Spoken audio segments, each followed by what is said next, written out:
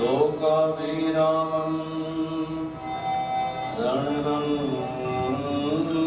रणरङ्गधीरं राजीवनेत्रं रघुवंशनाथं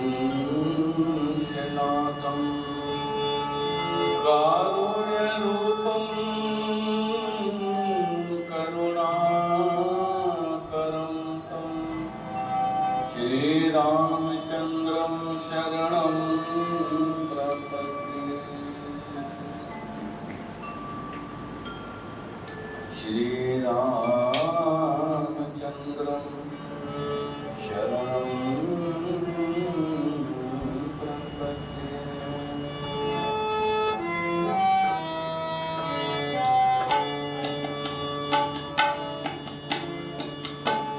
सबसे ऊंची प्रेम सगाई, सबसे ऊंची प्रेम सगाई, दुर्योधन के देवा त्यागे, दुर्योधन के देवा त्यागे, साब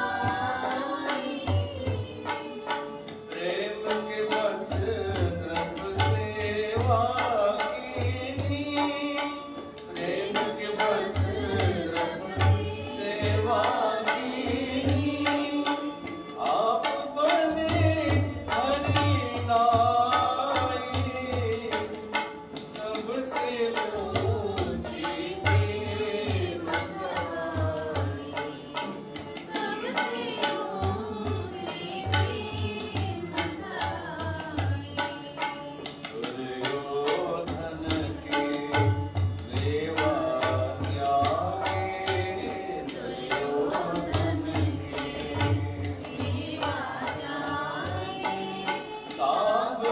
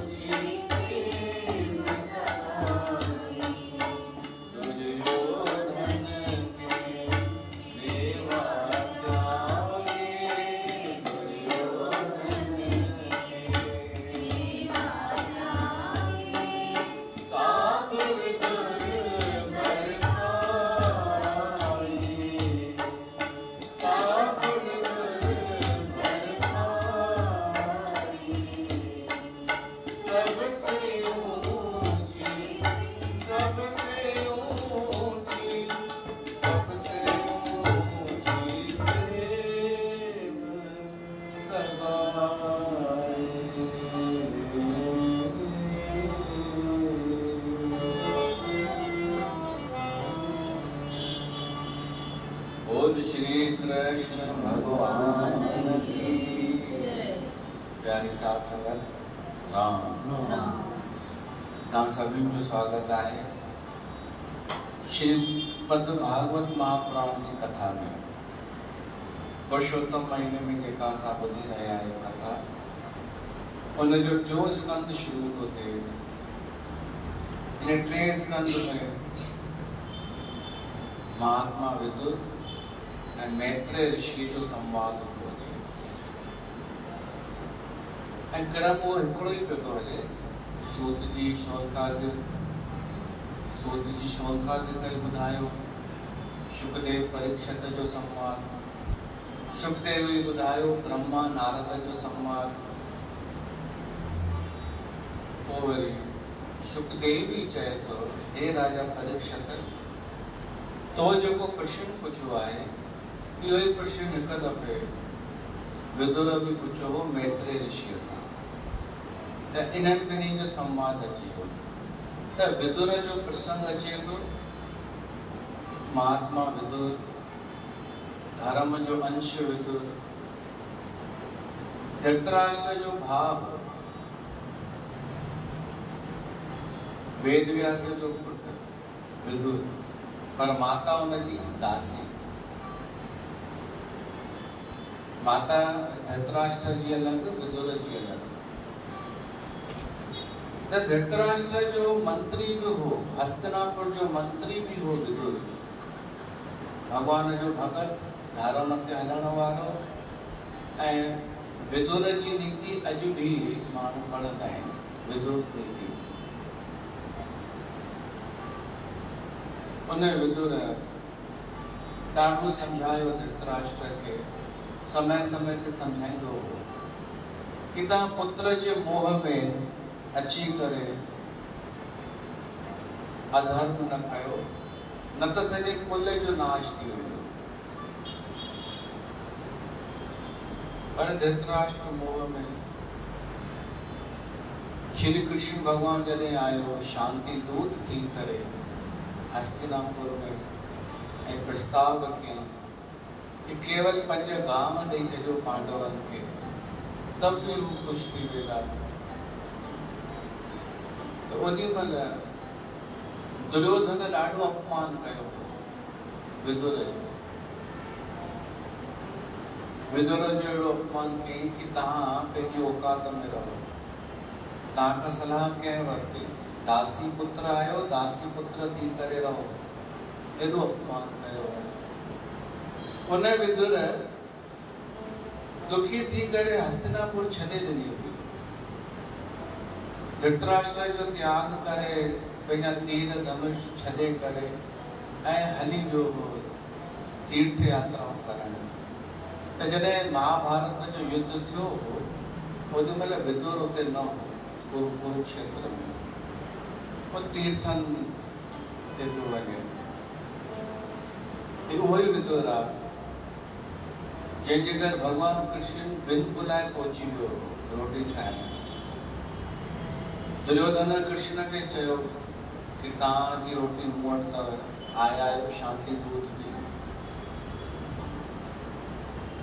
त कृष्ण भगवान ने चयो भाई मां रोटी ईअं थोरी तुंहिंजे चवण सां स्वीकार कंदमि। रोटी तॾहिं मञिबी आहे कंहिंजी जॾहिं या त भाव हुजे या उनजो प्रभाव हुजे या कोई सुठो स्वभाव हुजे उनजो, या असांखे अभाव हुजे। इहो थींदो न, असांखे अभाव हुजे त पोइ त जितां इन्विटेशन मिले माण्हू पहुचंदो आहे। जेको जंहिं वटि अभाव आहे उहो त जितां इन्विटेशन मिले पहुची वेंदो। पर जंहिंखे कृष्ण भगवान चयोसि तो मूंखे अभाव त कोन्हे कंहिं शइ जो, तो बि भाव भी कोन्हे, तुंहिंजो स्वभाव सुठो कान्हे ऐं तुंहिंजो को अहिड़ो प्रभाव भी कोन्हे, मूंखां वधीक थोरी तूं प्रभावशाली आहीं जो मां तुंहिंजे जेको वॾो माण्हू खे नंढे खे रोटी मोकिलाए तो केॾो चई ॿुधाईंदो आहे कि फलाणे मंत्रीअ वटि अॼु मुंहिंजी रोटी आहे, प्रभाव ॾेखे चइबो आहे। त दुर्योधन खे चयसि तुंहिंजो प्रभाव बि कान्हे। मुंहिंजी रोटी त विदुर वेठा, विदुर उते बीठो सोची मूंखे त ख़बर ई कान्हे। विदुर जल्दी भॻो चप्पल पातई, वियो घर, पंहिंजी ज़ाल खे ॿुधाई कृष्ण भॻवान थो अचे असां वटि। साग विदुर घर खाई, सबसे ऊंची प्रेम सगाई। भगवान भाव खे ॾिसंदो आहे, भाव ना कि शयुनि खे। भाव भोजन अमृत कर पाया। ऐं भगवान श्री कृष्ण उते पहुतो ऐं चयईं छा ठाहियो अथव? त जेको ठहियल हुओ उन्हनि वटि भाॼी फुल्को, त चाह मां इहो ई खाईंदो। कृष्ण भगवान उते विदुर जो मान वधायो आहे पंहिंजे भगतनि जे लाइ। भगवान संदेश ॾिनो ऐं सच्चा भगवान जा भगत बि केवल भाव खे ॾिसंदा आहिनि, ना कि वॾा वॾा आडंबर। संत बि भाव खे ॾिसंदा आहिनि माण्हुनि जे, कि कंहिंजो कहिड़ो भाव आहे। अॼुकल्ह त हाणे कलयुग आहे, त हिन में त अहिड़ा दृश्य नज़र ईंदा आहिनि जेके कथाउनि में लिखियल ई कोन्हनि। हाणे त ईअं थींदो आहे कि को वॾो फेमस संत, ॾाढो जंहिंजो पॉपुलर नालो आहे, वो कंहिंजे घर अगरि नाश्तो बि कंदो त उनजो बि रेट फिक्स हूंदो आहे। किथे चांहि रुगो पीअंदो त रेट फिक्स, रुगो 2 कलाक, रुगो 2-3 मिंट ईंदो, उनजो बि चार्ज आहे। तव्हांखे इहा ॻाल्हि ख़बर आहे अलाए कान्हे। ऐं फ्री हिते कुझु कोन अथव अॼु जे समय में। फ्री अथव सिर्फ़ु गंगाधाम, कथा फ्री अथव, ऐं खपेव त वठो, न खपेव त वञो बागेश्वर धाम, प्रदीप मिश्रा, निर्मल बाबा, जेके वॾा वॾा नाला आहिनि, उन्हनि जा सेक्रेटरी त ॻाल्हाईंदा आहिनि। असांखे कंहिं ॿुधायो कि सतनाम में जया कहिड़ी आहे, जया किशोरी जी कथा कराए, त जंहिं माण्हूअ सिंधी फिल्म जी कथा कराई, जंहिं ख़र्च कयो सॼो, उन्हनि सां अधु कलाक बि कोन ॻाल्हाई। जिन कथा जो सॼो ख़र्च कयो, प्रमुख जेके हुआ, उन्हनि खे बसि 5-10 मिंट टाइम ॾिनो। तो बड़े बड़े जो देसी लोग, वॾा वॾा जेके तव्हां टीवी ते ॾिसो था, चरिया था थी वञो, हा कंहिंजा वार वॾा लॻा पिया आहिनि वक़्त जा, कंहिंजो जो कोई हाई फाई हेल्दी लॻो पियो आहे, कोई जवान आहे, कोई गोल मटोल आहे। ये सभु मेकअप आहिनि। करण खे ख़बर आहे, हिननि खे कोन्हे ख़बर। तव्हां मेकअप खे ॾिसी उन में कृष्ण भॻवान जी छवि ॾिसंदा आहियो, मूंखे कोई एतिराज़ कान्हे, पर मां तव्हांजो भ्रम दूर थो करणु चाहियां। असां हिननि सां गॾु वेही चुका आहियूं।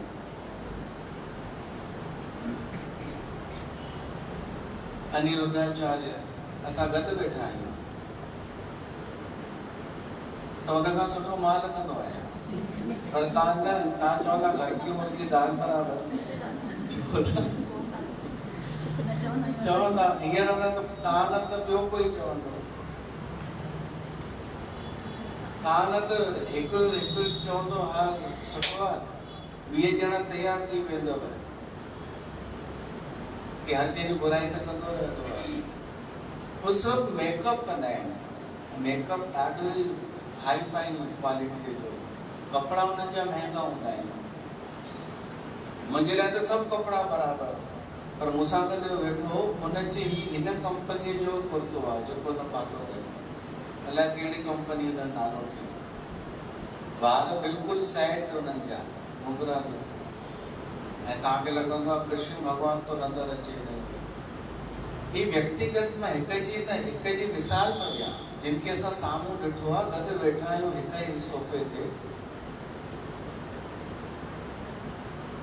देवकीनंदन ठाकुर मिलियो असां सां, हुन चयो कैसे हैं, त साम्हूं ॾिसूं था त सभु तव्हां असां सभिनि जहिड़ा ई आहिनि, उहे हिकु जहिड़ा ई आहिनि असां वांगुरु सभु।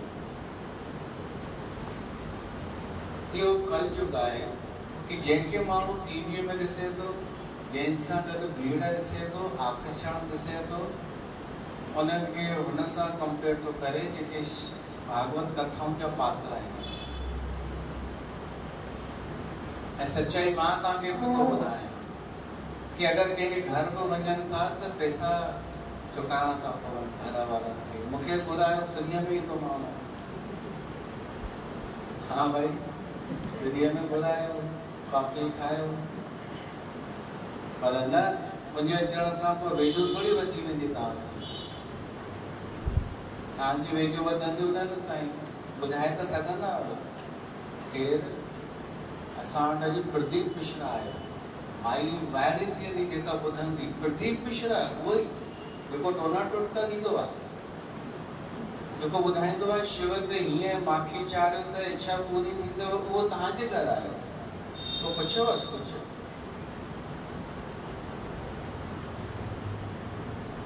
मूंखे पई चए हिकु छोकिरी की मूंखे बागेश्वर धाम सां मिलायो, मिलणो आहे कुझु करे। चयोमांसि छा पुछंदी हुअसि हुन खां? मूंखे ॿुधाए। मां जवाबु ॾेई सघां, समस्या पुछणी अथई न। चयोमांसि अगरि मां तोखे मिलायां बि न हुन सां त ओॾी महिल थोरी तुंहिंजो पर्चो कढंदे। पर्चो ईअं थोरी कढंदा आहिनि हलंदे चलंदे। ही को डॉक्टर थोरी आहिनि कि पर्चो लिखी ॾियनि तव्हांखे। हिन जो दरबार लॻंदो आहे, सॼो सिस्टम थींदो आहे। शक्तियूं ईंदियूं आहिनि ओॾी महिल, शक्तियूं घंटा मतिलबु हिकु सिस्टम आहे। तव्हां वटि नालो लिखायो, सॼो एड्रेस लिखायो, कोर्ट में घणा बटण अथव उहो बि लिखायो, जेब फाटल अथव या न उहो लिखायो, घर में छा अथव सॼी जानकारी ॾियो, समस्या कहिड़ी खणी आया आहियो उहो बि लिखायो, तव्हांजो प्रश्न कहिड़ो आहे।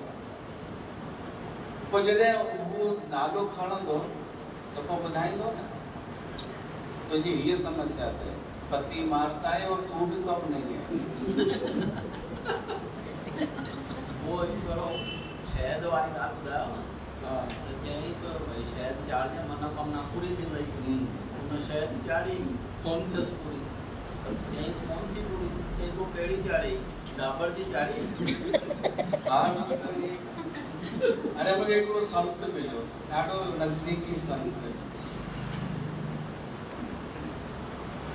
तो जी मां मिलियमि बागेश्वर धाम सां साम्हूं, मुंहिंजो एॾो आदर के ॿिया वॾा वॾा वेठा हुआ, उन्हनि खे छॾे करे मूंखे आदर ॾिनई। त चयोमांसि हिन मां साबित थो थिए कि हुनखे घंटा कुझु पतो कोन पियो पए। त हे बि खिलण लॻो, हे बि संत खिलण लॻो, तूं ई ओॾी महिल। ॿियो हिकु साम्हूं पियो वेठो, चयोमांसि माना हुनखे पतो सिधी सी ॻाल्हि आहे न, पोइ ॿियनि खे छॾे तोखे आदर ॾिनई। त चई हा, चई मां इहो ई त चवणु चाहियां थो।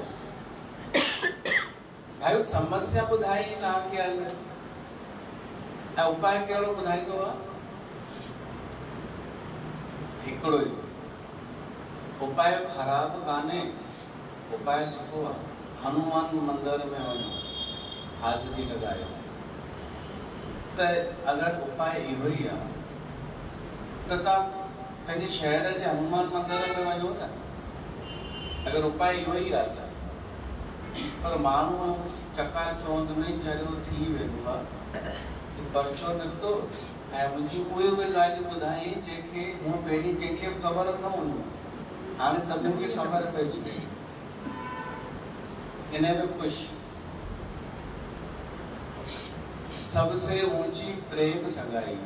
भगवान खे खपे प्रेम, तव्हांजो सचो भाव, ना कि चालाकी। चालाकी वारो माण्हू उल्टो बिटंबो फासंदो आहे। चालाक माण्हू ही खुद चालाकी जो शिकार थी वेंदो आहे। शिकारी खुद यहाँ शिकार हो गया। भगवान कोन वेंदो, न दुर्योधन वटि वेंदो रोटी खाइण, न कर्ण वटि वेंदो, न शकुनीअ वटि, हू वेंदो विदुर वटि, जेको हुनखे प्रेम सां भोजन खाराईंदो। त उहो महात्मा बि जंहिंजो मान भगवान कृष्ण वधायो सिक प्रेम जे करे, उन हस्तिनापुर छॾे ॾिनी ऐं दुखी थी करे तीर्थ यात्राऊं पियो करे। चङो टाइम बीतजी वियो, तो घुमंदे घुमंदे जॾहिं यमुना नदीअ जे किनारे ते पहुतो, माना मथुरा में, उते उनजी उद्धव सां भेंट थी। उद्धव भगवान कृष्ण जे बचपन जो दोस्त, ॿई मिलिया पाण में, गले मिलिया, वेठा हिकु जॻह ते ॿई। विदुर चयसि तो ॿुधाए त सही कृष्ण जो कहिड़ो हाल आहे, सभु ठीकु आहे? उद्धव रोई करे चयसि तो मां तव्हांखे छा ॿुधायां, वो श्री कृष्ण भगवान हो, पर असां हुनखे सुञातोसीं कोन, असां हुनखे पाण जहिड़ो सम्झंदा हुआसीं। वो श्री कृष्ण भगवान असांजे यादव कुल में अची करे असांजो गौरव वधाई, पर उहो हाणे हीअ धरती छॾे करे त हली वियो। जो ॿुधंदे विदुर जा बि ॻोढ़ा भई आया कि श्री कृष्ण भगवान हिन धरा धाम तां हली वियो। उद्धव रोई करे चयसि तो कि उनजो छा ॻाल्हियूं ॿुधाए तोखे, असांखे ईअं लॻंदो हो कि असां हू हिकु ई त आहियूं, मस्ती कंदा हुआसीं पाण में, खेॾंदा हुआसीं, पर उहो हमेशह मुस्कुराईंदो रहंदो हो। वो असांजूं समस्याऊं खे दूर कंदो हो, पर ॾेखारे करे न, ॿियनि खे मान वधीक ॾींदो हो। ऐं वेंदे वेंदे हू मूंखे हिकु ज्ञान ॿुधाए वियो आहे, उपदेश करे वियो आहे भागवत पुराण जो। मूंखे न्यापो ॾिनो ते ही सॼो जेको ज्ञान आहे भागवत जो, इहो नर नारायण ताईं पहुचाए, जेके बद्रिकाश्रम में वेठा आहिनि उन्हनि खे वञी इहो मूंखे सॼो ज्ञान उते शांतीअ में वेही ॿुधाइणो आहे। पोइ उहे प्रचार कंदा भागवत जो। महात्मा विदुर चयसि तो केशव हलियो वियो, मुंहिंजो कॾहिं जिक्र कई? उद्धव चयसि तो जॾहिं हू शरीर छॾे पियो गर्भास क्षेत्र में त सिर्फ़ु तव्हांजो ई बि नालो खणे। चई विदुर हुजे या काश, मां विदुर सां न मिली सघियो आहियां, पांडवनि सां त मिलियुमि, विदुर छा आहे चङो पहिरीं निकिरी वियो हो हस्तिनापुर मां, त तव्हांखे भॻवानु यादि कंदो आहे। त अञा उहो प्रेम में भरिजी वियो विदुर। भगवान जंहिंखे यादि करे, चई हा तव्हांखे यादि कंदो श्री कृष्ण, ॿियो कंहिंखे बि न, ॿियनि सभिनी सां त मिली चुको हो, तव्हां सां ई बि कोन मिलियो। ऐं चवंदो कि विदुर भगत माण्हू आहे, धर्म ते हलण वारो ऐं सही माण्हू आहे। विदुर धर्म जो अंश। त विदुर चयसि तो उहो ज्ञान मूंखे ॿुधाए न जेको कृष्ण भगवान ॾेई वियो आहे आख़िरीअ में। उद्धव चए तो मूं वटि एतिरो समय कान्हे, मूंखे जल्दी उतां पहुचणो आहे नर नारायण वटि, पर हिकु न्यापो आहे तव्हांजे लाइ, अगरि तव्हांखे उहो ज्ञान ॿुधणो आहे त मूंसां गॾु मैत्रेय ऋषि बि हो ओॾी महिल, उन बि कथा ॿुधी आहे, त उन वटि वञो। मां वञां थो। उद्धव वयो बद्रिकाश्रम, विदुर वयो मैत्रेय ऋषिअ वटि हरिद्वार में गंगा नदी जे किनारे ते। मैत्रेय ऋषि उनखे आदर ॾिनो, सम्मान ॾिनो, विहारियसि। ऐं हिननि ॿिन्ही जे विच में संवाद थिए थो कि उहो कहिड़ो ज्ञान आहे जेको भॻवानु कृष्ण ॾेई वियो। त हुन ॿुधाईंसि मूल त ॻाल्हि जेके 4 श्लोक आहिनि भागवत जा, ऐं उन्हनि 4 श्लोकनि जो बि सार आहे वासुदेव सर्वम, सभु कुझु भॻवानु कृष्ण में आहे, जो उन्हनि जो सार आहे, सभु कुझु भॻवानु कृष्ण आहे। त हाणे केवल एतिरे सां त मन भरिजंदो कोन श्रोता जो, त प्रश्न पुछाइनि विदुर कि सभु कुझु ईश्वर आहे, मतिलबु जेको ॾिसूं था हुन चीज़ हा, सृष्टि जेका ॾिसूं था चीज़ हा।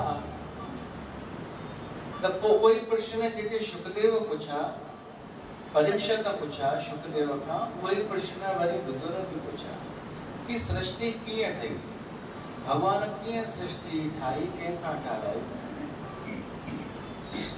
त उते विदुर चए थो कि केॾे माण्हुनि जे लाइ दुर्भाग्य जी ॻाल्हि आहे कि माण्हू भिटके थो सुख पाइण जे लाइ ऐं प्रयास बि करे थो, हर माण्हू इन ई प्रयास में आहे न कि सुख मिले, सुखियूं थियूं, पर सुखी कोई थिए कोन पियो थो। एॾी अजीब ॻाल्हि आहे। ऐं सुख पियो थो मिले मूंखे तव्हां वटि, विदुर थो चए, तव्हां सां गॾु रुॻो वेहण में, केवल भॻवान जी कथा ॿुधण में। केॾी हैरानी जी ॻाल्हि आहे। माण्हू सुख ॻोल्हे थो, ग़लती छा थी वञेसि? जीअं हिकु माण्हू पुछे कि पाणी किथे मिलंदो, जल किथे मिलंदो, के ॿुधाएसि थोरो अॻिते वञे झटल में हिकु सरोवर ते। वो माण्हू ते वियो त सही, पर उहो सरोवर जे मथां उहो ॼमी वई हुई, कहाणी सिंधीअ में छा, सेंवर। सेंवर ॼमी वई, नज़र अचे कोन पियो। हुन भाई जीअं हिते पुछिया ही कोन, ग़लति एड्रेस मिली आहे। थोरो अॻिते वियो त रोड थींदो आहे, जीअं पाण रोड ॾिसंदा आहियूं त परियां खां उस पवंदी आहे रोड ते, त ईअं लॻंदो आहे पाणी हारियल आहे। चई वरी बि हिते पाणी आहे। उते रोड ते पाणी हो कोन, केवल सूर्य जूं किरणूं पियूं पवनि। हलंदे हलंदे रेगिस्तान में पहुची वियो त उते बि चमकनि पियूं, रेत जा कण चमकनि पिया, त छा पियो लॻे हिते जल आहे। हुन भाई जी इहो आहे असली एड्रेस पाणीअ जो। उहो उते पियो भिटके ऐं प्यासो मरी वियो। हिन जीव जी हालत अहिड़ी आहे, जिते सुख आहे, जिते जल आहे, माण्हू चए थो हिते छा जो सुख आहे। ऐं हुन में बि ख़ासि कर सिंधी माण्हू खे चइजे अचे भाई टिकाणे में, गंगा धाम दरबार में संतनि वटि कथा पई थी, सुख थी थिए। पोइ पहिरीं त माण्हू ॾिसंदो, माण्हू कहिड़ा था अचनि, घणा माण्हू था अचनि। हे त वरी बि इज़त बचाइण लाइक़ु माण्हू आहिनि हींअर, न त अॻे केतिरा हूंदा हुआ। उन्हनि माण्हुनि में माण्हू घणा हूंदा।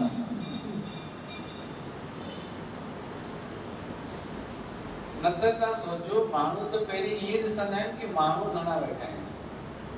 घटि माण्हू आहिनि त छा जो हिते जल आहे। उहो सेवण ॾिसी करे ऐं मोटी केॾा वेंदा आहिनि, चकाचौंध, जेका परियां खां लॻे थी ॾाढी चकाचौंध आहे। केॾी भीड़ पागल हूंदी छा, हेॾा माण्हू मञनि था हुनखे, हेॾा सुठा सुठा टोटका ॾींदो आहे, तोड़ा टोटका मंत्र ॾींदा आहिनि, पति वश में थी वेंदो। अरे तूं पतीअ खे छॾ, नौकराणीअ खे वस में करे ॾेखार, कम वारीअ खे। उन लाइ पुछीस कोई मंत्र, कोई कंहिंखे वस में कोन पियो थो करे। हाँ, प्रेम सां वस में हर कोई थी वेंदो। त माण्हू कीअं पियो थो भिटके, जिते थोरी चमक थी नज़र अचे, जिते भीड़, सुठा सुठा वेस वॻा पातल, उन वक्ता खे बि, संत खे बि वार वॾा। माण्हू उते सम्झे थो कि हिते ज्ञान आहे, भक्ति आहे, परमात्मा आहे, मोक्ष आहे, सुख आहे, सभु कुझु आहे। ऐं छा आहे उते? मिर्ग मारीचिका, केवल परियां खां नज़र अचण वारी मारीचिका। ऐं सुख उते आहे जिते माण्हू खे हू सेंवर थी नज़र अचे। और सेंवर थोरी हटाए त सही। गंगा धाम में जेका कथा थिए थी, इन जे मथां अगरि सेंवर आहे त तूं हटाए करे अंदरि त अच, तोखे पतो पइजी वेंदई हिते छा आहे।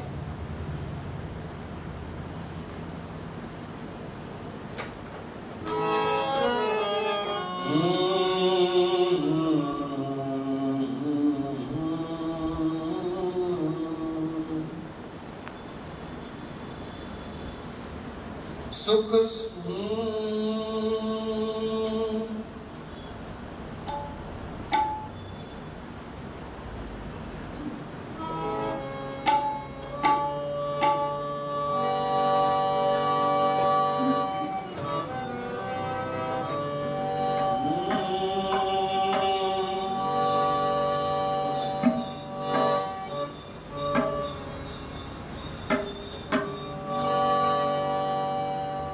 सुख संतन जे संग में आ, दुख माया जे रंग में आ।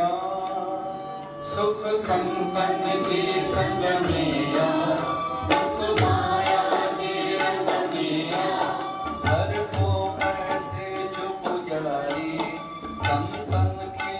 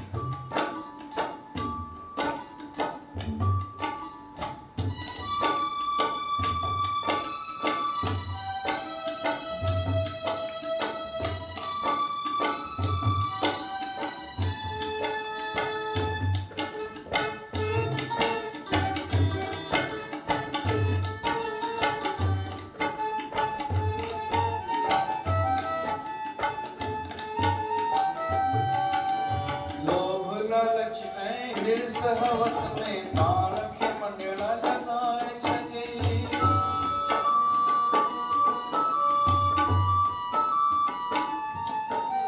लोभ लालच में हिरस हवस में पाण खे मंडड़ा लगाए छजे माया जे खातिर मंडड़ा प्रभु जो नाम भुलाए छजे हीअ ज़िंदगी 4 ॾींहंनि जी अचणी आ मौत हिक ॾींहुं हीअ ज़िंदगी 4 ॾींहंनि जी अचणी आ मौत हिक ॾींहुं हल प्रेम जे पंध में प्यारा संतन सां ॾिस हल प्रेम जे पंध में प्यारा संतन सां जोड़े ॾिसनी संतन जा रंग निराला आहिनि माया जा संग अजाया आहिनि संतन जा रंग निराला आहिनि माया जा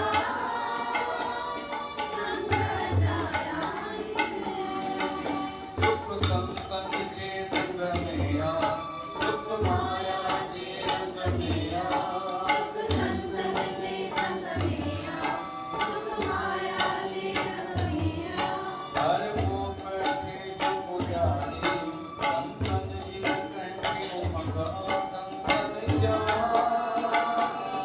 रंग निराला आहिनि माया जा संग अजाया आहिनि संतन जा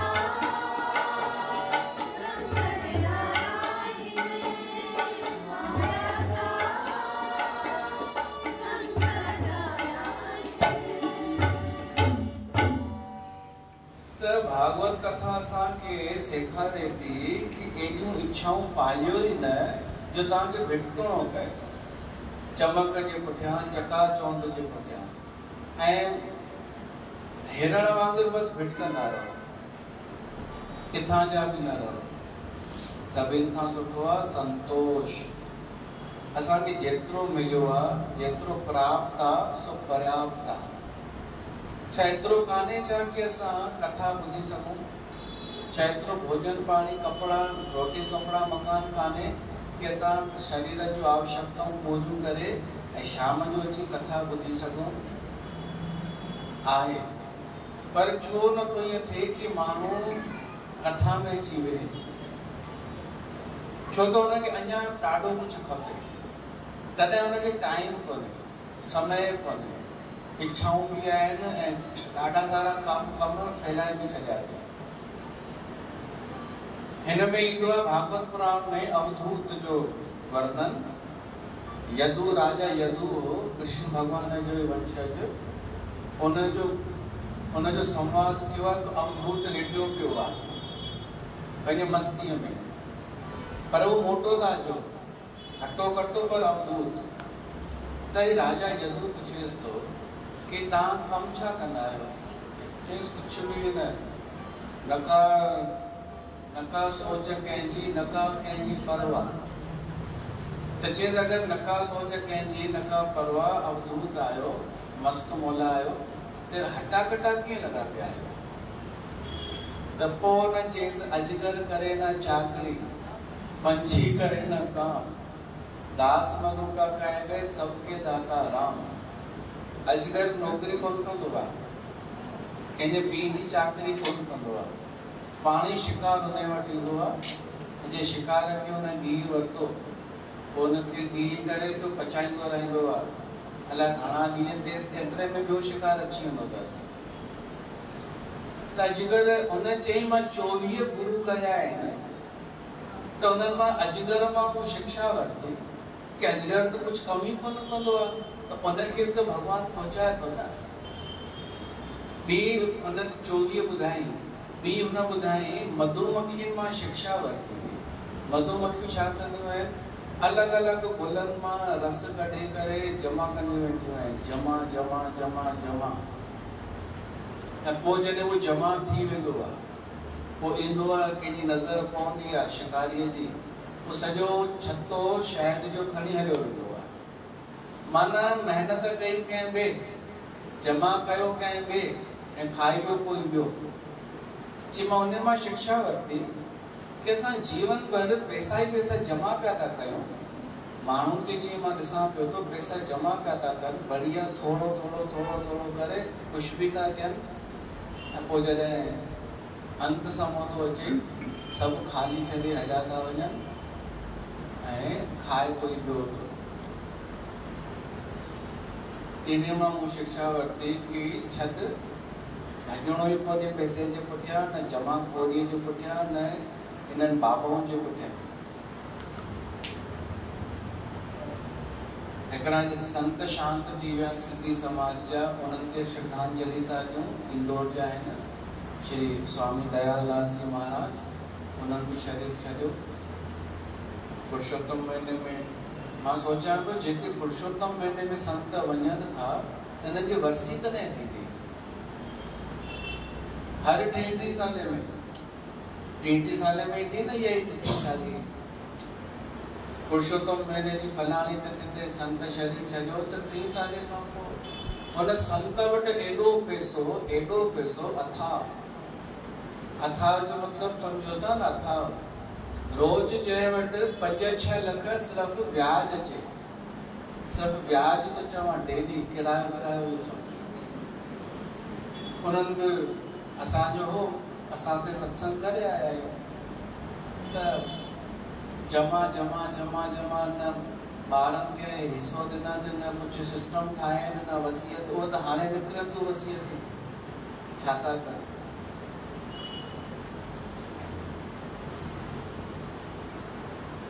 छा ॿुधायां?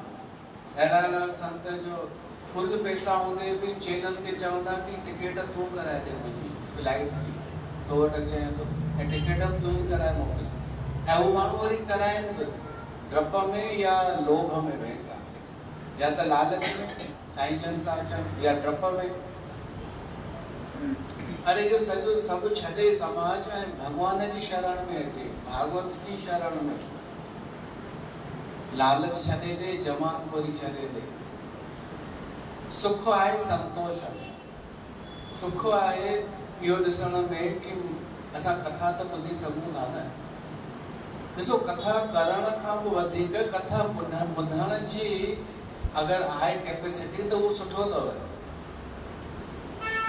इहो शौक़ु न पालिजो कि असां कथा कयूं, कथाकार अचूं, वक्ता अचूं।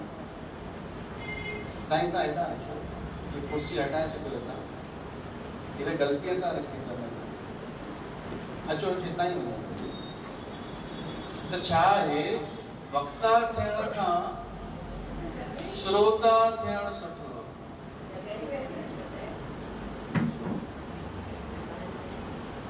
आहे न। पलंग कोई वेठो आहे? बस सॼो रमा हिते ॿियो न कोई कंहिंजो ॿुधे ई कोन थो। हेठि वेही सघो था? अच्छा, त हेॾा श्रोत आया आहिनि मतिलबु? हिकु लाइट वारो, लाइट वारो ही श्रोता नालो मुंहिंजे अलावा ॿियो कोई कोन रखियो हूंदो। संत थोरी श्रोता चवंदो आहे संगत खे, असांजी कथाऊं ॿुधी ॿुधी करे श्रोता। साधक बि मां चवंदो आहियां तव्हांखे। श्रोता सुठो अथव थियणु, ऐं फल उहो ई जेको फल वक्ता खे मिलंदो, उहो ई फल श्रोता खे मिलंदो। तव्हांखे छा आहे करिणो? बसि अची करे वेहणो आहे ऐं ॿुधणो आहे। अॼु ॾिसो कहिड़ो प्रसंग थो अचे कथा में, ऐं असांखे त सोचणो पवंदो आहे अॼु कहिड़ो प्रसंग ईंदो, हुन ते ॻाल्हाइणो पवंदो। करिणो छा आहे? अॻे मां चवंदो हुउमि सत्संग में आहे छा? भॻवान जी सारा करणी आहे, जलेबियुनि जी बेइज़ती करणी आहे, संगत खे थोरो हिकु जाॻाइणो आहे, बसि थी वियो सत्संग। इहो ई त कंदो ॿ टे कम। संगत खे जाॻाइणो आहे, भॻवान जी सारा, जलेबियुनि जी बेइज़ती। सत्संग जो ई आहे कुल मिलाए करे। त विदुर तो चए हिते अची करे मूंखे सुख पियो थो मिले, भगवान जी कथा संतनि जे संग में सुख आहे। छो कि संत भिटकाईंदा कोन्हनि, भ्रमित कोन कंदा आहिनि। त विदुर मैत्रेय ऋषिअ खां पुछियो आहे सृष्टि कीअं ठही, त उन बि वर्णन कयो कि ब्रह्मा जी उत्पत्ति थी, ब्रह्मा भी सृष्टि कई, पर ब्रह्मा खां पहिरीं परमात्मा जो जेको विराट स्वरूप आहे उन मां बि सृष्टि थी आहे। देवता उन मां पैदा थिया आहिनि, भगवान जे विराट शरीर मां। 4 वर्ण जेके आहिनि से बि भगवान मां पैदा थिया आहिनि।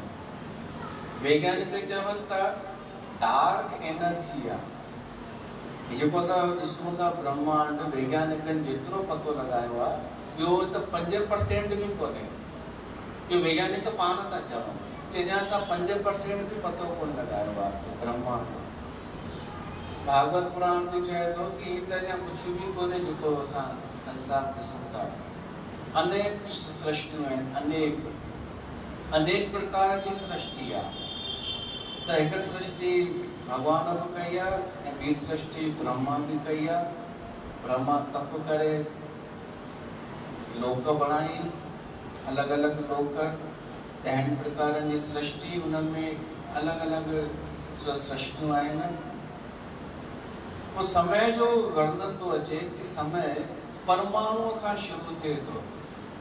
पाण सेकंड खां था खणूं, 60 सेकंड 1 मिनट, 60 मिनट 1 कलाक, 12 कलाकनि जो ॾींहुं, 12 कलाकनि जी राति, ॿई मिलाए करे 24 कलाकनि जो हिकु दिवस थो थिए, 7 ॾींहंनि जो हिकु हफ़्तो ऐं 30 ॾींहंनि जो महीनो, 12 महीननि जो हिकु साल ऐं अहिड़ा 4,32,000 साल थियनि था त कलयुग जी उमिरि। इन जी डबल कयो तो द्वापर युग जी उमिरि। उन द्वापर युग में कलयुग जी उमिरि जोड़ियो त त्रेता जी उमिरि। उन त्रेता जी उमिरि में कलयुग जी उमिरि जोड़ियो त सतयुग जी उमिरि। ही चैनी जी उमिरि गॾु जोड़ियो त चतुर्युगी। अहिड़ा 1000 चतुर्युगी थी वञनि त ब्रह्मा जो हिकु ॾींहुं, उनखे कल्प बि चइबो आहे। अहिड़ा ब्रह्मा जा 50 साल पूरा थी चुका आहिनि। 51 साल हले पियो तो ब्रह्मा जो। मनवंतर भी थींदो आहे। एकहतर चतुर्युग थी वञनि त हिकु मनवंतर पूरो थींदो आहे। इहो वरी प्रलय अची वेंदी आहे, वरी सृष्टि थींदी आहे, वरी प्रलय। इहो क्रम हलंदो रहंदो आहे। तंहिंखां पोइ ब्रह्मा हिन धरतीअ जी सृष्टि ठाहिण लाइ जेका मानसिक सृष्टि कई त उहे हुआ पहिरीं संकादिक ऋषि। संकादिक ऋषि हमेशा ॿार अवस्था वारा। ब्रह्मा उन्हनि खे चयईं कि तव्हां शादी करे तव्हांखे सृष्टि ठाहिणी आहे। उन्हनि मना करे छॾी।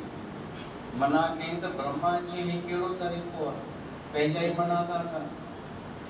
ॾाढो हू थियो, चिंता, क्रोध, विक्षिप्त, बेचैन। त उन बेचैनीअ में हिकु रुद्र पैदा थियो, हिकु ॿार पैदा थियो जेको रोए पियो। ब्रह्मा चयईं तूं वरी किथां अची वएं, मां अॻु ई परेशान। हुन चयईं मां सृष्टि कयां। ब्रह्मा जी कर। उन रुद्र जेॾी महिल सृष्टि पैदा कई त जिन भूत प्रेत नांग विछूं। ब्रह्मा जी मुंहिंजा पीउ तूं रहण ॾे। त चयईसि मां छा कयां? चयईसि तूं वञ तपस्या वञी कर। वो भगवान शिव जो अवतार आहे, रुद्र। पोइ ब्रह्मा भगवान जी आज्ञा सां 10 ऋषियुनि जी सृष्टि कई आहे। उहे 10 ऋषि आहिनि मारीची, अत्रि, अंगिरा, नारद, पुलत्स्य, पुलह, क्रतु, भृगु, वशिष्ठ ऐं दक्ष। इन में 7 ऋषि आहिनि, 9 ऋषि आहिनि ऐं हिकु दक्ष, इहो प्रजापति थियो। पोइ त हुन छातीअ सां धर्म जी उत्पत्ति कई आहे ब्रह्मा। हुनजी पुठीअ सां अधर्म जी उत्पत्ति थी आहे। अधर्म मां मृत्यु पैदा थियो, हुनजो वरी अलॻि परिवार आहे। पोइ 5 विकार उत्पन्न कया, काम, क्रोध, लोभ, मोह, अहंकार। कि सब विकारन सां ई उहे सृष्टि हुअ थींदी चलायमान चैतन्य थींदी। करदम ऋषिअ खे उत्पन्न कयो, पोइ वरी मनु ऐं शतरूपा प्रथम जेके मनुष्य हुआ मनु ऐं शतरूपा इन्हनि ॿिन्हिनि मां ई असां सभु मनुष्य थिया आहियूं। मनुअ मां मानव ऐं धनुअ मां दानव। असां सभु मानव आहियूं, मनु महाराज मां उन सां ई थिया आहियूं। उन मनु ऐं शतरूपा जा जेके ॿार आहिनि, ॿ पुट टे धीअरूं, प्रियव्रत ऐं उत्तानपाद, इहे ॿ पुट टे धीअरूं, आकुति, प्रसूति ऐं देवहूति। आकुतिअ जी शादी थी रुचि प्रजापतिअ सां, प्रसूतिअ जी शादी थी दक्ष प्रजापतिअ सां, देवहूतिअ जी शादी थी करदम सां।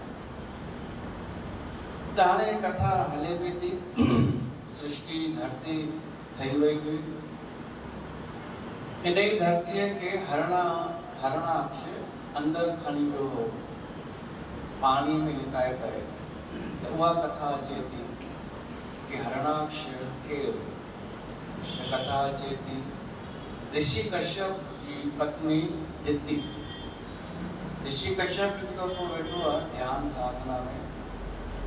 दिति जेका आहे उनखे अचानक पहिरीं त इच्छा हुई कि मूंखे संतान थिए, जीअं अदिति खे आहे उनजी ऋषि जी ॿी ज़ाल अदिति, उन मां देवताऊं पैदा थिया हुआ। त हिनखे पहिरीं हुई कि संतान थे, मुंहिंजा ॿार हुजनि। पोइ धीरे धीरे काम प्रवेश करे वियो दितीअ में ऐं कामातुर थी वई ऐं संध्या जो टाइम अची थियो हो। ऋषि ध्यान में वेठो, ॿिए वञी करे अॻियां ऐं अदाऊं ॾेखारण लॻसि, लपक झपक ऐं उहे कहिड़ा गाना ईंदा आहिनि। तो सम्झियो ऋषि खे हीअ रोमांटिक लॻी पई आहे। त चएसि थो दिति हींअर संझा जो टाइम आहे, हींअर हीअ रोमांटिक थियण जो समय कान्हे। त हूअ चए थी मां छा कयां, मूंखे हींअर इच्छा थी थिए सहवास। ऋषिअ चयईंसि कंट्रोल कर, हुन चयईंसि न, नथो थिए। ऋषिअ सहवास कयो। पोइ ऋषिअ चयईंसि हाणे तूं गर्भवती थी वई संझा जे टाइम, त तोखे जेके ॿार ॼमंदा उहे असुर थींदा। हाणे असुर केरु थिया, हिरणाक्ष ऐं हिरण्यकश्यप। इन्हनि खे बि पिछले जन्म में श्राप मिलियो हो। इहे ॿई हुआ जय विजय, भॻवान जा द्वारपाल। सनकादिक ऋषि विया आहिनि भॻवान जो दर्शन करणु, त हिननि रोकियो जय ऐं विजय। छो त कंहिंखे अभिमान अची वेंदो आहे सेवा जो बि। सेवादारीअ खे बि कॾहिं कॾहिं अभिमान अची वेंदो आहे, हुकुम हलाइण लॻंदो आहे, केरु आई हिते न वेंदे हितां उथ। त हुननि बि चयो हा भाई केरु आयो, ईअं गुटको कोन हथ में कंदा आहिनि। हा भाई किथां आया आहियो, आधार कार्ड ॾेखारियो। हुननि चयो भॻवान जो दर्शन करिणो आहे, तो तव्हां हटो विच तां। हुननि चयो ईअं कीअं हटूं, असां शायदि नवां ठहिया हुआ। ईअं कीअं हटूं, असांजी ड्यूटी आहे, ज़िमेदारी आहे, हर कंहिंखे थोरी अंदरि वञणु ॾींदासीं। त हुननि चयो भॻवान वटि बि हाणे इहो थियणु लॻो छा। हिननि चयो कुझु बि हुजे, तव्हां पंहिंजो परिचय ॾियो, असां पहिरीं अंदरि ॿुधाईंदासीं। त हिननि संकादिक पाण में चयो कि ॾाढा बदतमीज़ आहिनि। त हिकिड़े क्रोध में अची करे चयईंसि भॻवान जो नालो छो था बदनाम कयो। हुननि चयो बदनाम नथा कयूं, माना जवाब जे मथां जवाब पिया ॾींदा वञनि, जबकि संत जी ॻाल्हि ॿुधबी आहे, इहो वञनि जवाब ॾींदा। त हिकिड़े संकादिक मां हिकिड़े शराब ॾेई छॾियईं कि वञी राक्षस थियो, तव्हां भॻवान जे द्वारपाल ठहिण जे लाइक़ु त कोन आहियो, असुर थियो। इहो चवण खां पोइ बि हू ॿई चवण लॻा अच्छा उल्टा चोर कोतवाल को डांटे, असां असुर थींदासीं। त ॿिए संकादिक चयईं हिकु दफ़ो न 2 दफ़ा असुर थींदा। हुननि चयो अच्छा तव्हां बि हिन जी भाषा था ॻाल्हायो, त 3 संत जी 3 दफ़ा असुर थींदा। होपो चुप थी विया कि जेतिरो मुंहुं चोरी था कयूं ओतिरा ई शराब ॾींदा था वञनि, पोइ आहिनि होश ऐं पेरनि ते किरी पिया कि तव्हां केरु आहियो। एतिरे में भॻवान बि अची वियो। भॻवान खे पतो पियो कि हिननि खे शराब मिली वियो आहे कि 3 दफ़ा असुर थींदा, दैत्य राक्षस असुर कुल में ॼमंदा। त भॻवान जी जेको लिखियलु हूंदो आहे सो ई थींदो आहे। त उहो ई जय विजय थिया हरणाक्ष ऐं हरणकश्यप। ॿिए जनम में थिया रावण ऐं कुंभकर्ण, ऐं पोइ वरी उन खां पोइ जनम में थिया शिशुपाल ऐं दंतवक्र। पोइ वरी उहे वापसि भॻवान जे लोक में विया। त भॻवान खे लीला करणी हुई कि धरतीअ ते वञा, कोई लड़ाई करण वारो मिले त मां पंहिंजी लीला ॾेखारियां न। कोई लड़ाई न कंदो त मां अवतार कंहिंजे लाइ वठंदुमि। त हिरणाक्ष आयो ख़तरनाक, ॾाढो बलशाली, एॾो बलशाली जो चए मूंसां लड़ो। कोई लड़ेसि, लड़ण लाइ तयार न आहे। देवर्षि नारद मिलियसि, नारद चयसि नारायण नारायण। हो चयसि तो देवर्षि लड़ण ईंदो ते? नारद जी लड़ण त कोन ईंदो आहे, लड़ाइण ईंदो आहे।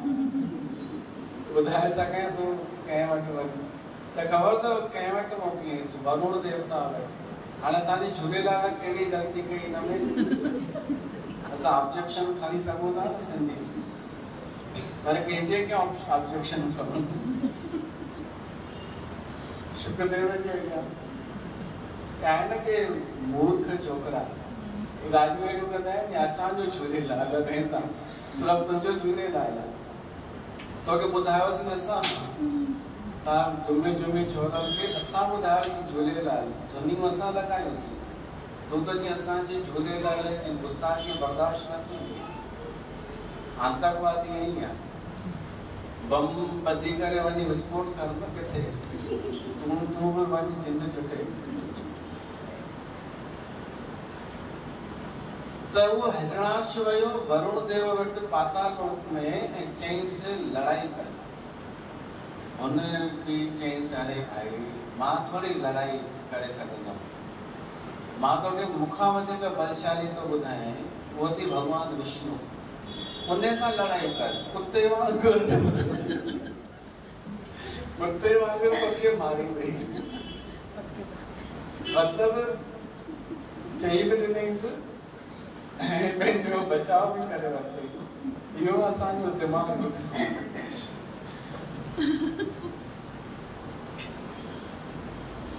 सही आहे न? हाणे हिन में बि कोई बिल्कुलु मुझ चाहे वेठो हूंदो अथव अहिड़ी स्थितीअ में बि मां उहो ॻोल्हींदो आहियां केरु आहे जेको खिले ई नथो, उहो बिल्कुलु कथा कोन थो ॿुधे। अगरि हिन सिचुएशन में कोई खिले न या ॿोड़ो आहे उहो ईअं बि थी सघे थो।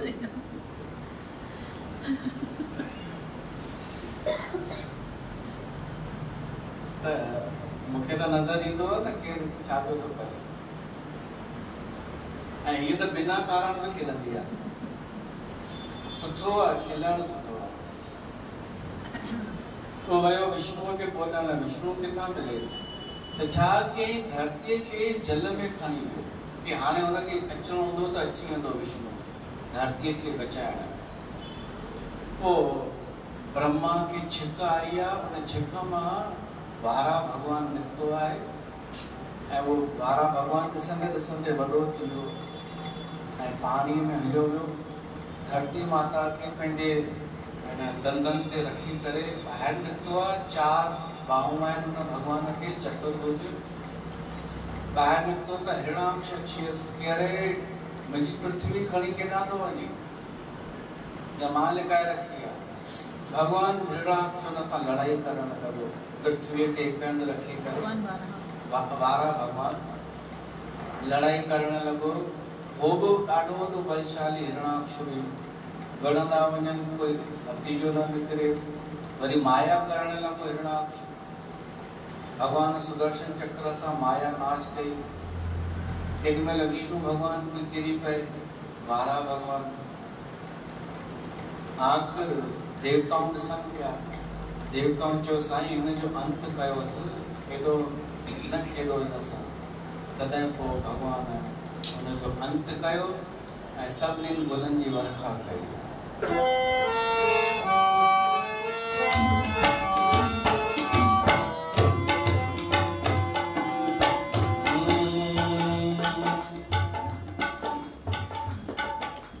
पाताल से पृथ्वी को दांत पर तुम लाए, स्वामी दांत पर तुम लाए,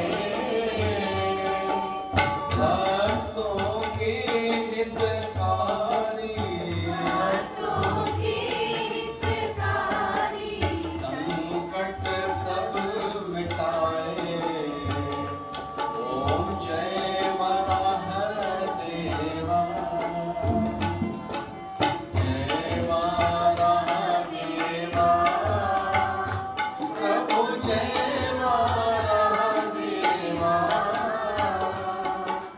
हिरण्याक्ष को मारे, जग के तुम खेवा।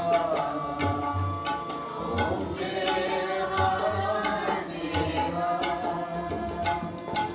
चार भुजाधारी,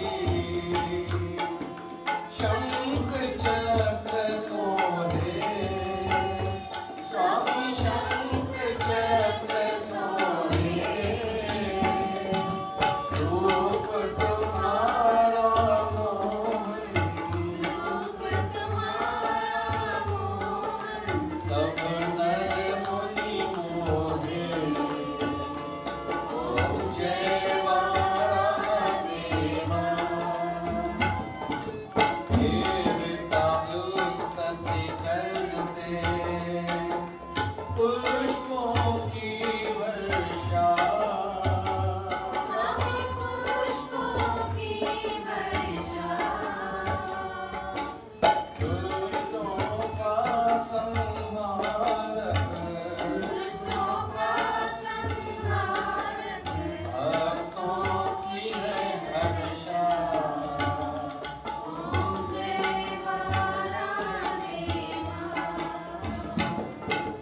जो कोई नर गावे, आरती तुम्हारी, प्रभु आरती तुम्हारी, पूर्ण मनोरथ होवे, मनोरथ होवे, उतरे भव पारी। ओम जय वराह देवा, ओम जय वराह देवा, प्रभु जय वराह देवा, हिरण्याक्ष को मारे, जग के तुम खेवा। ओम जय वराह देवा। तो 12 भगवान जो अवतार लिए थियो, जे धरती माता खे बचायो। वो पृथ्वी माता जेॾीमहिल उहा पृथ्वी भगवान जे कंधनि ते हुई न, ओॾीमहिल पृथ्वी उस्तति कई आहे 12 भगवान जी, ऐं पंहिंजो स्वामी ठाहियो अथईं। पृथ्वी चयो आहे कि भगवान मुंहिंजो पति आहे, त भगवान आहे सॼी धरतीअ जो स्वामी। उहो उन्हनि जी रक्षा लाइ त अवतार वठंदो आहे, जॾहिं जॾहिं धरतीअ जो बोझ वठंदो आहे। त 12 भगवान जी कथा खां पोइ अॻिते कथा हले थी। करदम, जेको करदम ऋषि हो, उहो रहंदो हो कुटिया ठाहे, आश्रम ठाहे, उन तपस्या कई भगवान जी, विष्णु भगवान जी, कठिन वॾी तपस्या कई। कोई मनोरथ न हो, बस भगवान ॾाढनि खे केवल भगवान जी भक्ति करण में मज़ो ईंदो आहे, आनंद ईंदो आहे, कोई मनोरथ न। त भगवान विष्णु प्रगट थियो ऐं चईंसि वर घुर छा खपई। हुन चईंसि मनोरथ कुझु कान्हे। त भगवान चईंसि मुंहिंजो हिकु आहे कि तूं शादी कर, मां चाहियां थो तूं शादी कर। त करदम चए थो ठीकु आहे, मां शादी कयां थो। हींअर त मूंखां पुछो पिया न वर घुर, हाणे को वर घुरण जी इच्छा थी आहे। मुंहिंजी शादी जेका थिए उन लाइ जेका स्त्री हुजे, माई हुजे, छोकिरी जेका बि आहे उहा ॾाढी सुठी हुजे, इहो मूंखे वरदान ॾियो। हाणे सुठी कंहिंखे चइबो आहे? अॼु ॾींहं ताईं जॾहिं खां सृष्टि ठही आहे, छोकिरा सुठी छोकिरी ॻोल्हण में अञा ताईं लॻा पिया आहिनि, कंहिंखे अञा ताईं पूर्ण सुठी मिली कोन्हे। तव्हांजी त ख़बर कान्हे मायुनि जी। कारण छा आहे? छोकिरो हिकु ई माई में सभु गुण चाहींदो आहे, सभु गुण हिक में हुजनि, त इन करे हुनखे लॻंदो आहे कि सुठी न मिली आहे पत्नी। करदम ऋषि चए थो मूंखे अहिड़ी पत्नी जेका धार्मिक भी हुजे, ज्ञानी भी हुजे, भक्त्यानी भी हुजे, पति सेवा भी करे, का शिकायत जो मौको न ॾे, ऐं इहो सभु मन सां करे, समझदार हुजे, सभु ॻाल्हियूं हुजनि। त भॻवान चयईंसि उहा अथई, मां तुंहिंजे लाइ उहा ई सोचे रखी आहे, उहा आहे देवहूति। मनु शत्रुपा जी धीअ देवहूति अहिड़ी आहे। ऐं ईअं ई थियो, भॻवान वरी नारद खे मोकिलियईं होॾां मनु शत्रुपा वटि। नारद उन्हनि खे चयईं तव्हांजी धीअ जे लाइ रिश्तो तय थी चुको आहे, करदम ऋषि। त मनु शत्रुपा रथ ते चढ़ी पंहिंजी धीउ खे विहारे आया करदम ऋषि जे आश्रम में। उतां जो वातावरण ई ॾिठनि त उन्हनि खे ॻाल्हि वणी वई, सुठो वातावरण। ऐं उन्हनि उते पक कई, शादी थी वई करदम ऐं देवहूति जी। पर देवहूति जीअं हिन चाहियो हुई ओड़ी निकिती, सेवा में रहंदी हुई। हाणे पली भली हीअ सुखनि में, मनु सम्झो था न राजा, सभु सुख न ॾिठा दुनिया जा, पर हिते शेवा पई थी करे पतीअ जी आश्रम में, तॾहिं बि कोई सुख न पियो मिले विशेष। त समय बीतजंदो पियो वञे। ऋषि हिकिड़ी ॾिठई जेका देवहूति आहे, ये जॾहिं शादी करे आई त कीअं हीअ हुई, चेहरे ते तेज, शरीर में स्वस्थ, शरीर फिट, चमकंदी हुई, कपिड़ा भी सुठा। मां हिनखे छा करे छॾियो? त हिकिड़ी चयसि तो तोखे कॾहिं इच्छा न थींदी अथई मां तोखे घुमायां फिरायां, सुख ॾियां? हुन को जवाब कोन ॾिनो। ऋषि चयसि तो हल मां तोखे हाणे घुमाईंदो। भागवत पुराण में इहो वर्णन अचे तो, ऋषिअ पंहिंजे शक्तिअ सां हिकु विमान तयारु करायो, शक्तिअ सां। उहो विमान ईअं महल हो, महल जीअं सम्झो होटल हुजे, ॾाढी वॾी 5 स्टार 7 स्टार होटल वांगुरु सभु सुख सुविधाऊं हुनजे अंदरि। उहो विमान बि उॾामंदो बि, हलंदो बि रहंदो, ऐं अंदरि सभु सुविधाऊं मौजूदु, नौकर चाकर, दासियूं दास, इन सभिनी जे मैनेजमेंट लाइ मैनेजर, उन मैनेजर खे पघार केरु ॾींदो? कोई ॿियो। सभु जे माण्हू होटल, अगरि कोई माण्हू होटल में रहे वञे त घर खां ऐं होटल में फ़र्क़ु त आहे। होटल में सुविधाऊं हूंदियूं आहिनि, कुझु कमु न करिणो पवंदो आहे होटल में, केवल सेवा सेवा सेवा। फ़ोन करो हुनखे बसि ॿुधायोसि अची वेंदा। स्विमिंग पूल भी आहे, रोटी भी आहे, बुफे, जिम भी आहे, न्यूज़पेपर भी, टीवी भी अथव, जेको खपेव फ़ोन कयो। तीअं हिननि खे हिन देवहूति खे चईंसि हाणे हीअं कर, तो नदीअ मां सनानु करे अच। सरस्वती नदी हुई, देवहूति हुन नदीअ मां सनानु करे आई त वापसि पहिरें जहिड़ी थी वई, सुंदर, शरीर वही फिट ऐं सॼी वही थी वई। ऐं पोइ चईंसि हाणे हल तुंहिंजो स्वागत आहे हिन नए घर में। जीअं अंदरि घुसिया, दासियूं आयूं, उन्हनि देवहूतिअ खे पंहिंजे हथ सां सिंगार कया, आभूषण पाता, मेकअप कयंसि ऐं उन में बि रहण लॻा। वो विमान घुमंदो हो अलॻि अलॻि लोकनि में, कॾहिं धरतीअ ते, कॾहिं स्वर्ग में, कॾहिं किथे। ऐं उते रहंदा हुआ। त इहो बि वर्णन अचे थो। ॾिसो, जंहिं जीवन में तपस्या कई हुजे त उनखे इहे सुख भोग भ्रमित न कंदा, ऐं उहो लाइक़ बि आहे इन्हनि सुखनि जे।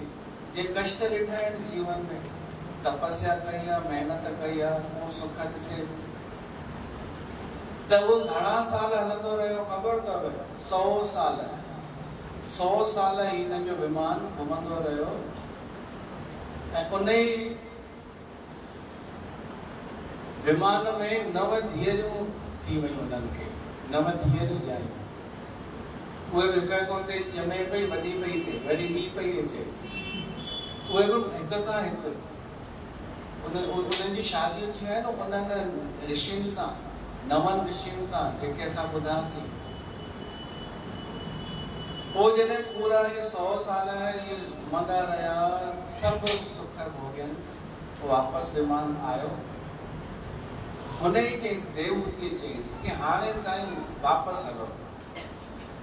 असांजो जेको आश्रम आहे, जेका कुटिया आहे, सरस्वती नदीअ जे किनारे ते जेको जंगल आहे, असांजी कुटिया, उन जहिड़ो सुख हिते कान्हे हिननि विमाननि में।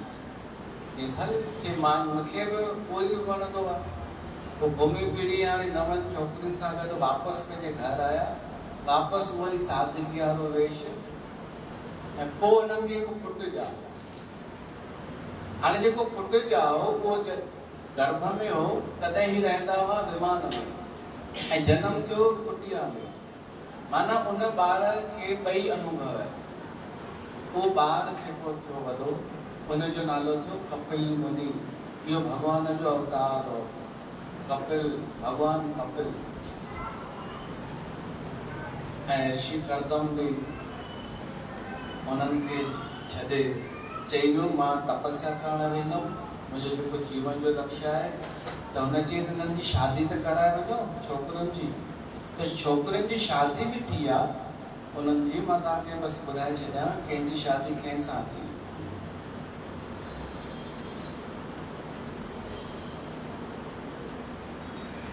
उनजी हिकु धीअ हुई कला, उनजी शादी थी मारीची ऋषिअ सां।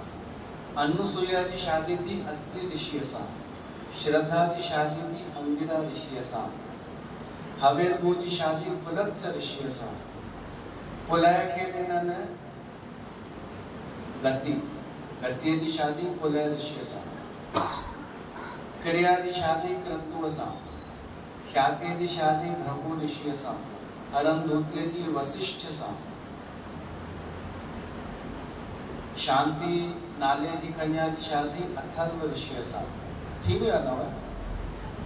थी वियो न? थैंक यू, यादि रखण लाइ। त इन्हनि 9 जी शादी थी 9 ऋषियुनि सां।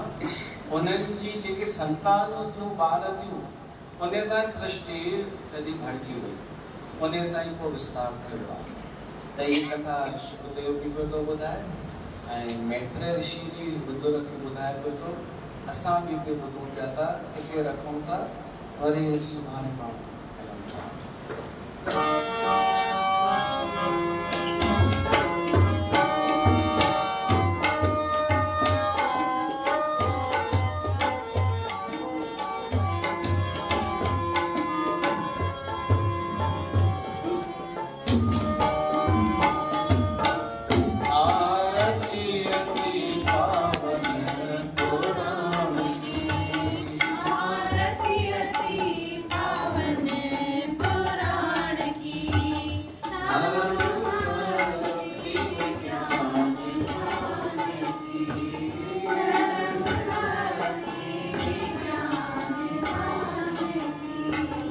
Wow.